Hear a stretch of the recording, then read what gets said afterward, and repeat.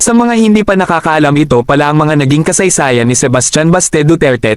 Samahan ninyo ako at kilalanin pa natin siya. Si Sebastian Baste Zimmerman Duterte ay ipinanganak noong 3 ng Nobyembre taong 1987 sa Davao City. Siya ang bunsong anak ng dating Pangulo ng Pilipinas na si Rodrigo Duterte at ni Elizabeth Zimmerman, isang flight attendant na may lahing Pilipino at German-American.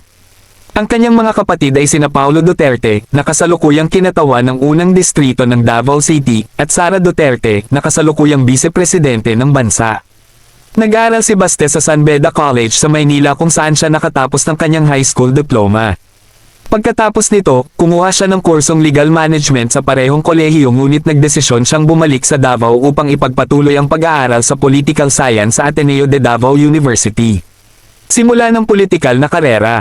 Noong 2013, inalok siya ng kanyang ama na tumakbo bilang konsehal ng Davao City, ngunit